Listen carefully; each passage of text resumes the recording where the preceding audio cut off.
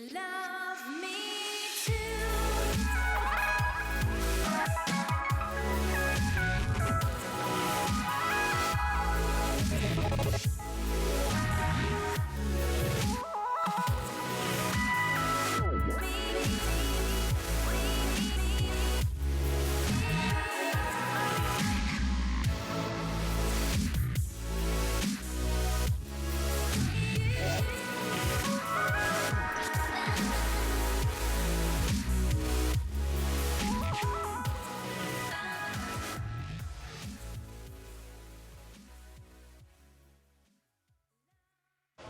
Good morning, everyone, and welcome to the OpenAI 5 benchmark for Dota 2. As you can see behind me, I've got a lovely crowd of Dota 2 fans who are very excited to see this show match. So, ever since the International 2017, OpenAI revealed their 1v1 Shadow Fiend AI that took on most of the pros and defeated them pretty roundly, including the face of Dota 2, Dendi, on stage. So today, we're going to be having a show match of 5 versus 5. Most of the community, they were excited about the wins at TI, and they thought, well, this looks fantastic, but can it actually play a full 5-on-5 match of Dota 2? Well, we're going to find out today. So, we want to be able to get into this show match as quick as possible. So first, I'm going to interview one of the OpenAI employees. This is Christy. You've probably seen her from many of the videos coming out from OpenAI.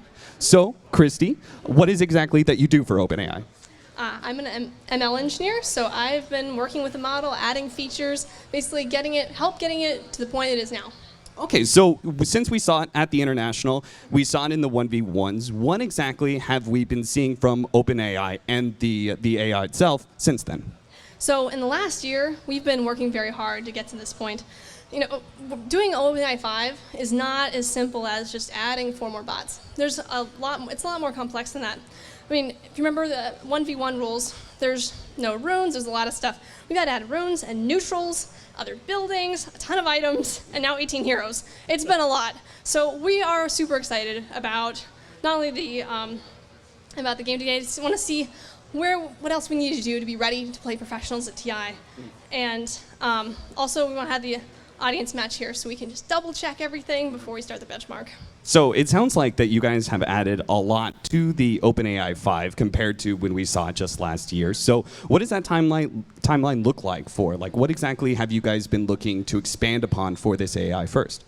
Yeah, so back in May, we had our in-house team, and they defeated the OpenAI 5 every time. But then by June, the OpenAI 5 were defeating them. And last month, we had a stronger test team also be beaten by OpenAI 5. So it's the crazy learning curve. I mean, compared to humans, right? It's absolutely crazy. It sounds like if we were to look to Dota 2 terms when it comes to growing in skill, it sounds like this OpenAI bot is just increasing exponentially when it comes to MMR. It seems fantastic. So why exactly are we here today for this show match? Well, so we don't actually know how good we really are, right? We can play it in this, but this really the event today is about helping us figure that out. You know, over the last month, OpenAI 5 has been changing so rapidly, and we want to see how much it's improved. And so we want to use today to see what else we need to do to be prepared for TI. And we're super excited to see what everyone thinks, and we're excited to see the audience match, and especially the benchmark itself. So I actually had another question, a personal question. Why exactly did you try Dota 2 as opposed to other esports or genres? Sure. So, you know, you're probably familiar with other games that AI has taken on. Like, for decades, we've been working on chess and Go, and those have been like these monumental things that have happened. And the next step is getting closer to the real world, because that's where it can really help us. And Dota is closer to the real world, so that's why we picked Dota. Fantastic. Well, I know a lot of people are excited about seeing this match, so we are going to give you a bit of an appetizer for this upcoming show match between the pros and the OpenAI 5. First, we're going to see the OpenAI 5 take on some of our lovely audience members here. So just a small heads up, though. Before we actually started the show, I was actually backstage. I saw the first match. I walked in, and I heard players cheering. And I was like, wow, they must be doing pretty well for themselves. I was like, so what's going on, guys? What's happening? Apparently, the humans were down a full lane of Rex, and they had just picked up their very first kill. So hopefully, Hopefully, our new audience members are going to be faring a bit better. I'm going to leave you in the very capable hands of my good friends and colleagues, Odie Pixel and Purge.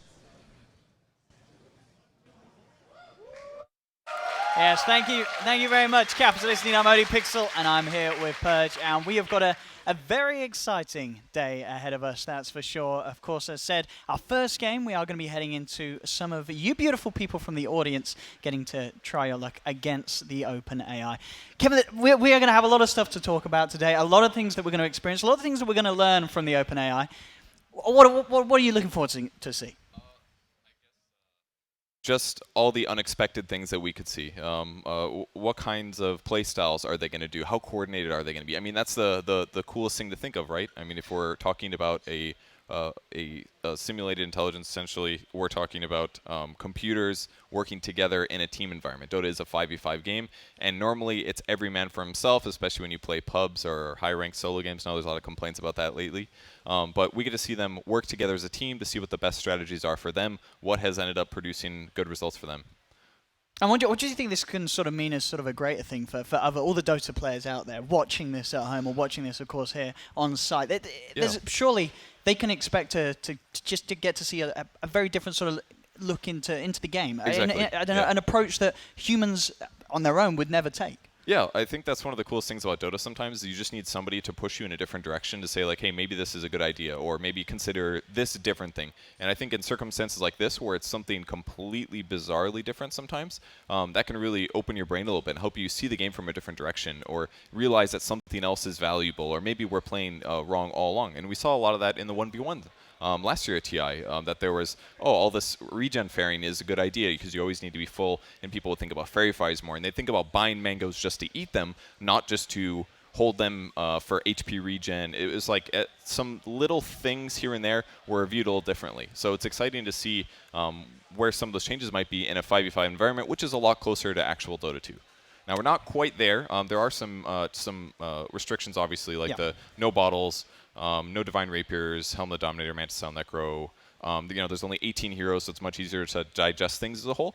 But there's still lots of interesting things that can happen once you're actually in the game. So that's what we get to see. I mean, that is the thing, and I think something that we've heard OpenAI sort of talk about, the sort of fascination of Dota, the reason being that there's just so many variables. There's so many things. Yeah, as sort of said, with the sort of role and the number of heroes, for instance, it's not possible that every sort of combination of heroes has ever been played. And that's just only one aspect of it. As you said, we're going to be dealing with 18, but that's the potential for. I'm not hot on the maths, but that's a lot of different combinations of lineups that. Sure, the OpenAI is likely to potentially experience with the amount of years that they can sort of play in a number of days in terms of the game, but there's going to be so much happening here that even the OpenAI in their wildest computations, they won't have experienced until these games. Yes, and that's why there are still some restrictions, because they haven't had time to fully integrate everything, like all of those items, because it does add more complexities to the game. But for now, we're getting a pretty close picture. It's not exactly the same. I think probably the biggest change is the fact that every single player has their own courier, and that those couriers are invulnerable. Yeah. So they're not going to use them to like tank towers or anything like that, but that means that every person, if they want to bring themselves items, they can. They'll start walking like normal, and they'll be flying at 3 minutes. So we do expect everybody to be getting what they want when they want it. And in terms of our first game, as we say, we are going to be having 5 audience members getting to try their luck against the OpenAI. What would your advice be for them, Kev? You're playing against this OpenAI system that is going to potentially do stuff that you've never seen before. What is your advice to these beautiful 5 audience members that are going to go up against it? Well, I think the most important thing is that it's still Dota, but so there's going to be some weird stuff happening probably. And what's really important when an enemy team does something you don't expect is that you react correctly immediately, usually. Like, and as you become more familiar with the game, you better know how to react. Oh, they're doing the X thing? Well, I'm supposed to do Y thing. And then you do it instantly. But if you have these hesitation periods where you sit around for 15 seconds and say, like, what do I do? Where do I go? If those add up a lot over the course of the game. So it's very important that you react in a smart way to what they're doing, and then ideally, when you do actually force engagements, that you don't make mistakes and let heroes die for free. So if you do choose to fight the opponents, you got to make sure that you're coordinated. Don't let these deaths happen trickling throughout the game, because that's all going to add up and be a substantial level advantage, very similar to the regular Dota game. So you have to be very coordinated to try to match their teamwork, and you have to make sure that you react appropriately to the things that they're doing that might be unexpected. And that's really hard to do, especially for your average Joe. Well, we should be able to get the game underway. I believe we are still waiting for the go-ahead from the team to get ourselves into this first match between OpenAI and, of course, our 5 human representatives that will be playing from the audience. As you can see at the moment, just getting themselves all set up and ready to play. I mean, those 18 heroes, Kevin, if it was you up there, who would you sort of be picking up first for the draft? Who are the heroes that sort of scream at you? Of course, it's hard. It's hard to say. These heroes, as I don't believe we have mentioned yet, are 7.16 in terms of the patch that this is going to be played on, so they are going to be slightly different to maybe the current iterations, but only slightly. We've not had 2 major changes. Yeah, I think this patch came from about May of this year, so it's only been about 2 months. Yeah. And for the majority of heroes, I looked in on the changelogs on the hero-specific buffs and nerfs. There's not too many huge differences. I mean, maybe Crystal Maiden is an important one to point out. Sure, her Crystal Nova, her first skill is really strong right now in the regular patch, and right now for her, it does 100. In real life right now, it does 130 damage for 130 mana, and in this patch, it's 100 damage for 100 mana. So it's significantly less, but the mana cost is 1 for 1. So equally efficient. And most heroes, no changes. Like the very small stuff, it'll be like a talent tree is slightly better, something like that. So here we have it, ladies and gentlemen. As you can see, both teams getting to pick straight up. We have, of course, Dota Arena being the humans on stage, and at the top, OpenAI. They've made their selections, and we are getting ready to go straight into this first match, as we are going to see how well the audience fares against OpenAI. Kevin, we've seen the picks. Anything that sort of screams out to you as a big no-no or a big yes? I mean, I think probably the biggest thing is that Necro 2 patches ago was actually really bad. So I think right off the bat, that's probably one of the heroes that's gotten the most across-the-board buffs at level 1. He has better attack animation. His Death Pulse is better.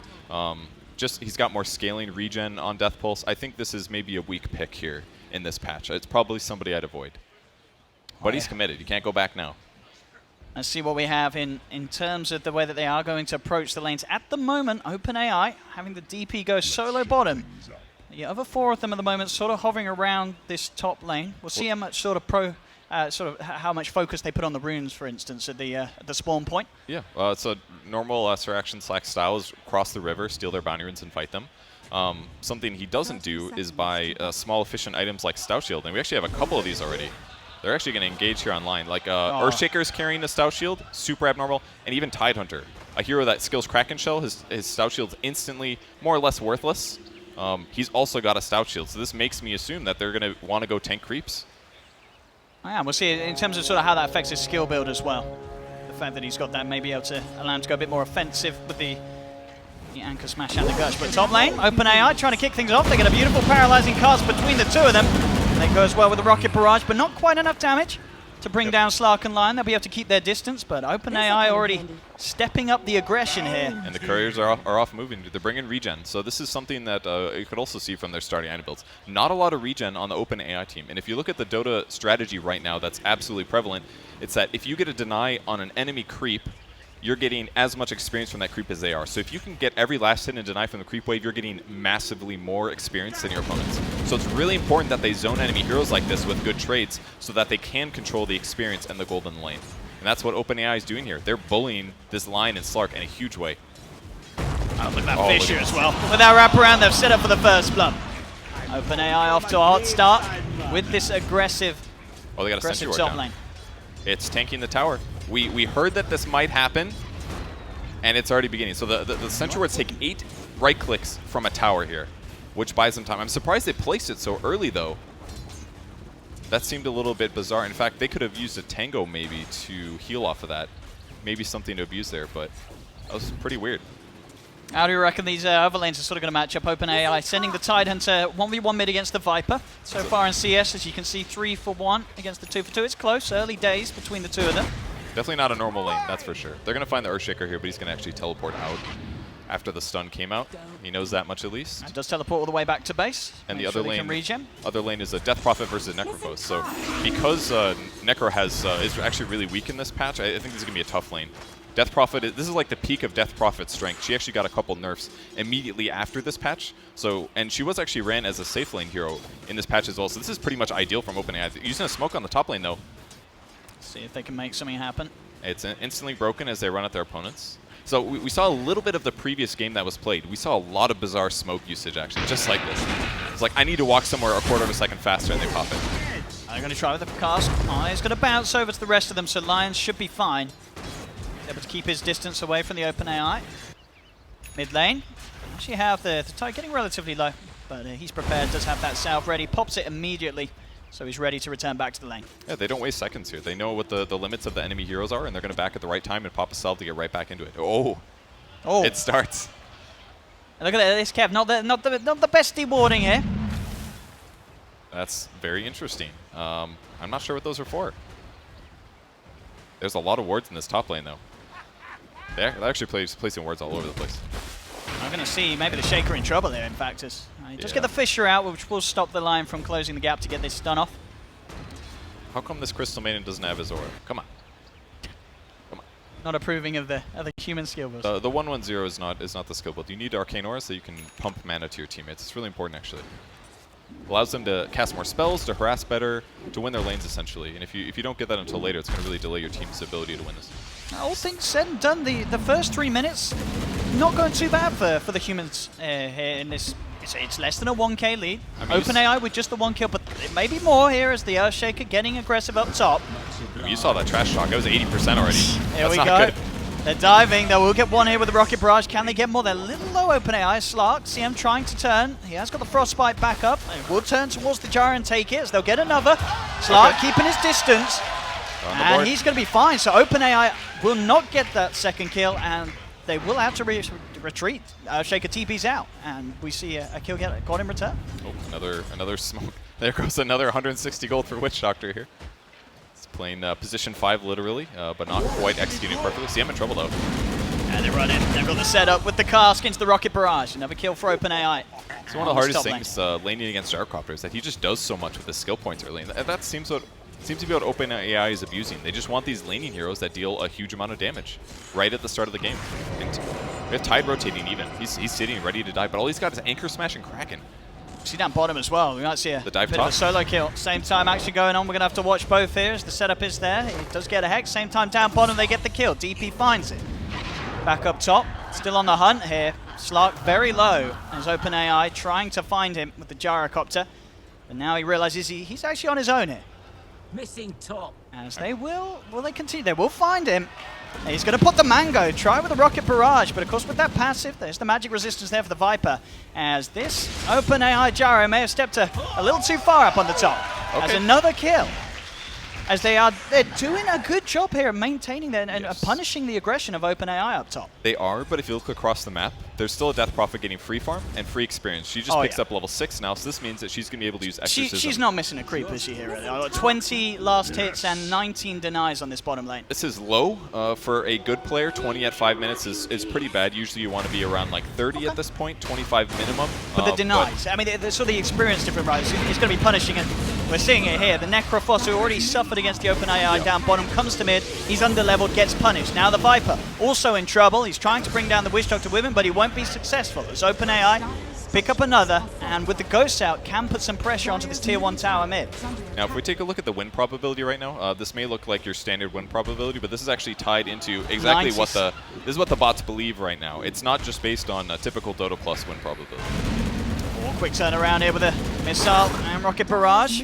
Lion's got the Hex. There's no mana left on the Gyro, but he can look to give the long run down as he has boots, and the Lion does not, so OpenAI. Oh, the stun! Is it enough to save him, though? This Gyro is going to continue to chase, and he will actually give up, so Lion will be able to live another day. Good for him. I mean, he's going to have to walk all the way back to heal and all, but at least it does spend some of the Gyro's time. But in the meantime, the rest of the team is actually just pushing mid, and they've been here this whole time.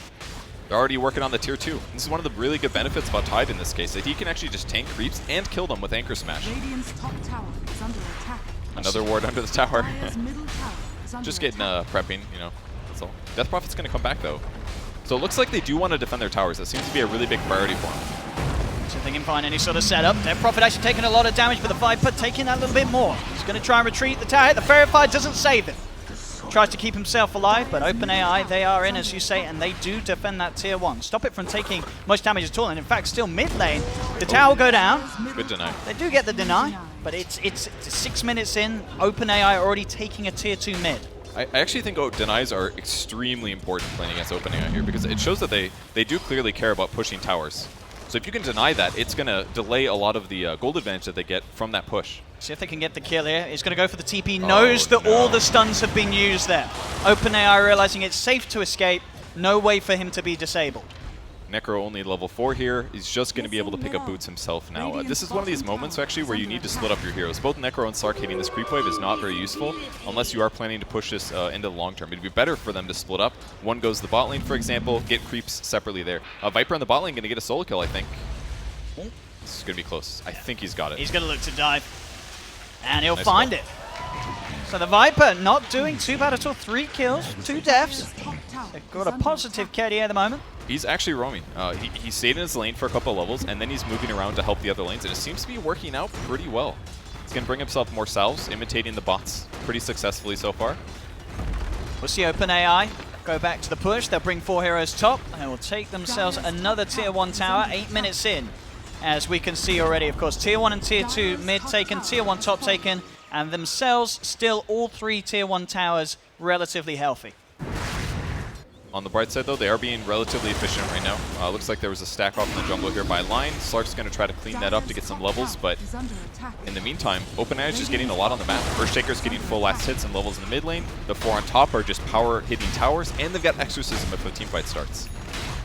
And I don't think they're necessarily getting as much on the human side. They are setting up to defend, but they don't really have a lot of levels. If they can kill the Earthshaker here, this would be perfect. It's a hard fight to take with the Voodoo Restoration. OpenAI healing themselves up. There's the opening as they look to close in onto the Shaker, but he already got the Fisher out. The car's bouncing as well between the 2 of them as OpenAI will find the Viper. Will they be able to find the Slark as you see the Shaker trying to chase? Jukes are going to be attempting. It looks like Slark will survive, but back towards the tower. The Necrophos came in. He got punished as the Ghosts are out. OpenAI taking another Tier 2, taking another kill, and now at 9 minutes in, they're already into the base of the humans and starting to pressure Tier 3s.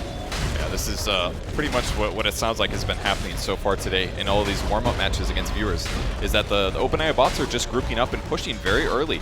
And if the enemy team can't slow that down, it's going to provide this bad situation. They've got to engage now, though. Tide 6. They've got the setup with the stun, but already so much damage coming out for the Gyro with the flat cannon, just bringing them so low that they have to back away from the OpenAI. Tide hasn't even had to cast Ravage yet. He's holding this. He knows he doesn't need to use it. If he does use it, his opponents can take the next fight, and that's going to go better, but he hasn't felt the need just yet. Oh, see him trying to come in from the side, but quick siphon and a blast, and a Fisher will finish him off. As OpenAI finish off the range racks, turn towards the melee racks. And this is actually consistent with what we saw from the previous game that was off broadcast. They target the range barracks first, whereas in the pro scene, it's always melee barracks, if you have the time for it, obviously. But they're in a big advantage, and they're still going range first. And with these heals, they're just keeping themselves at full HP. Necrophos tries to come forward. He's got the Ghost Shroud, but it won't save him against the magical damage. As Necrophos will fall, OpenAI will clean up. Or maybe they're going to look toward prioritizing kills, and they'll go in with the 3-man Ravage. Very nicely done, just on the edge. As he catches all 3, the Tide Hunter turns towards the Necrophos. Buybacks are coming out, but it's too late. As Necrophos will fall, OpenAI now 9k advantage, 10 minutes in, cleaning up a set of racks. They're just pushing so efficiently at this point. Like, they have more levels than their opponents, and they're forcing their opponents into fights that they're not ready to take. Like, their Lion's not 6 yet. Their Slark has barely picked up 6, but Slark is not ready to fight yet. I think Slark has got to be one of the worst heroes in this as well, just because he takes a lot of time to ramp up. And in typical Dota meta, he'll go for something like a Treads, which he has now. Then he'll buy an Aquila, 1,000 gold item, and then he'll buy a Shadowblade, that's like a 2,800 gold item. And before that, outside of laning, he's not doing that much. And once he gets that item, then he starts playing Dota. But that's typically like 15 minutes in, and he's needed to be active from like the start of the laning stage on, and he hasn't been able to do that. So I feel like Slark is actually really weak here. This'll come in handy. We're going to see OpenAI ready to go for more pressure as the Ghosts are back online for the Death Prophet. Ready to have those. They don't, of course, have Ravage still for a full minute, but they're feeling very, very, very strong. Up to the high ground they go. The Ghosts immediately out as they push on to another Tier 3 tower. The cars coming out, going to bounce perfectly between the 2 of them with a Fisher as well. 2 more kills for OpenAI. And they can't even damage their opponents at this point. Witch Doctor is just power healing them here. They've got multiple arcane boots. They don't have a big team fight ulti. They can't get these guys low to even use their spells. I think this game is over. They're trying to chase down the Necrophos. They'll find him again. Shadow Dance will come out from the Slark. Will keep him alive a little bit, but the rest of his team will suffer. Fisher onto the CM. The Shadow Dance wears off, and Slark will fall as well. OpenAI just not losing anyone's lives at this stage of the game, as you say, with the amount of sustainability they have. But they're now allowed to, at 12 minutes in, take a second set of racks. I mean, they're damaging them a little bit, but they're all healed up again. They've got an Urn of Shadows. They've got so many Arcane Boots here. This is about all they can do. 2 racks down, and on the bright side, they've still got a tier 1 tower in the bot lane, so they can delay this for a bit, get a little bit of space. That's true, they got, yeah. But pretty soon here, it'll be the same thing. They're just walking past towers, actually. They don't care. This is the fastest way to end the game. Straight to the tier 1. And they go outside. They'll go with Jara to pick up the creeps. Not Death Prophet. Death Prophet's going to handle his tower. Oh yeah, she's in. She's tanking. Yep. She knows that the heals are going to be there for it to easily offset the damage that she's going to be taking. She's got the salve. Elvis ready. Let's see, maybe the last stand here for our audience members, as they are 10k behind. This is, I mean, we've got to sort of iterate as well. In a lot of sort of competitive games, we do sometimes sort of see fast-paced, very one-sided, but taking racks in 10 minutes, that very rarely happens. Even when there is such a huge difference in skill, this is incredibly fast. Yeah, these heroes are not typical pushing heroes. It's more like they have nukes and heals, and Tidehunter sits in the front and fights, but they also have these teamfight skills. Now, if all of the heroes were in this simulation, instead of just 18, maybe we would see that real pushing heroes would be far superior. There's not that many pushing heroes, but in this simulation, this seems to be the best ones they have. At least against the enemies they're up against. So this is their final stand here. They've got to take a fight. They've got to do something. They got to kill somebody. OpenAI ready, and there's the Slark coming in from the side. Bam, the Ravage is out. They'll turn towards the CM. She's gone with the Shadowed Hearts. Slark again survives for a little bit, but he still falls. It's 4 heroes dead. OpenAI looking to clean up the 5th, and they'll find it. It's OpenAI get the team wipe, and they'll move on, and they'll take the game 13 minutes in. OpenAI defeating our audience here. They made it look pretty easy. I mean, the laning stage looked about even, but it's amazing how fast that advantage creeps up on you, where it looked like it was a little close, and then it ends up just getting completely one-sided once they take the tower advantages and once they start pressuring racks. Just incredible first match. And in terms of looking at that game, obviously the audience, they didn't really know what they were going to come into and go against. If you're watching this, how would you say you adapt your play against this lineup of OpenAI? For starters, what you change the heroes. So if you're playing against this like 4-man hit buildings kind of style, the most important thing is that you either are able to kill those 4 heroes, which is hard because they pick a lot of team fight, or you push the other lanes faster or more efficiently. So you need heroes that can push lanes that are very effective from level 1 to level 6. Because, I mean, I don't even think a hero hit level 10 this game. Like, late game doesn't even matter. It's all about your laning stage, your mid game, your ability to push creeps and get resources if they are 4 heroes in a different lane. That's super important. Well, there we have it. So, ladies and gentlemen, I believe we are now going to head back over to Capitalist for some more words on OpenAI and the game we've just had at hand. Thank you, Owen. That's right. That wasn't much better than the match that I saw behind stage. It looks like OpenAI 5 is still just as dominant as the very first match. After seeing that, I'm just curious about the audience members here. What do you think the chances are that the pros can take it? Anybody with the pros? Yeah, that's not a resounding applause. How about the OpenAI 5? It seems like the pros may have their work cut out from them. Next up, though, I do have a very special man who's going to be joining us on stage. I got an opportunity to talk to him this morning. I saw him actually talking with his team earlier, and the man just seems to exude just energy and joy when it comes to talking about OpenAI. He is the co-founder as well as the CTO of OpenAI. Greg.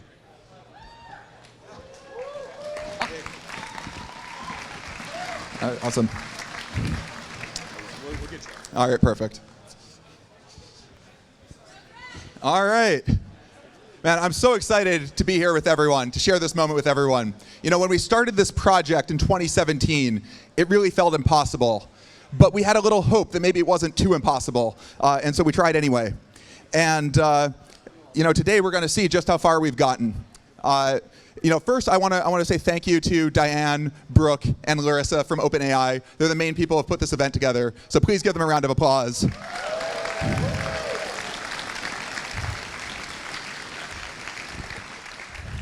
All right, so we're all here to watch humans and AI play Dota. But the implications of what we're working on is really something that can affect the world. OpenAI's mission is to ensure that when we can build machines that are as smart as humans, that it benefits humanity. And this is something that requires both building systems that push the state of the art and something that requires making sure those systems are actually aligned with human values. Now, we work on Dota because it is such a complicated game. It's a great training ground for AI. You have imperfect information, you have teamwork, you have this exponential combination of different heroes, items, and abilities, and you have to be able to deal with all of that. Now, this game is so complicated that we can't just program in a solution, right? Instead, we have to learn how to play the game. So OpenAI 5 has learned to play by playing 180 years worth of games against itself every single day. So the one sad part is it means that we can't really learn from the players that you're seeing today unless they're willing to play us for the next couple decades. Which, maybe they'll be willing to. OpenAI 5 is powered by 5 artificial neural networks, which you can think of as a kind of artificial intuition. Each of those neural networks is about the size of the brain of an ant, which is pretty far from the thing that we all have in our heads. Now, after we played the top players at 1v1 last year, I think everyone kind of looked at that and said, okay, 5v5, that's still so far out of reach. 1v1, you have all this mechanics and positioning, but where's the strategy? Where's that going to come from? But it turns out that the AI system we built is able to solve problems that it wasn't even designed for. For example, we recently used the same technology to learn to control a robotic hand, which is something that people have also been unable to program. Now, if you look at the computational resources that went into this project, they're actually something that would have been completely impractical 2 years ago. But the thing is, the amount of computational availability, the computational resource availability in this field has been increasing exponentially, increasing with a doubling period of 3.5 months for 6 years now. And so what this means is that as we look to the future, that we can expect systems like this to start to become commonplace. So please feel free to root for OpenAI or to root for our brave team, because either way, humanity is going to win. Yeah.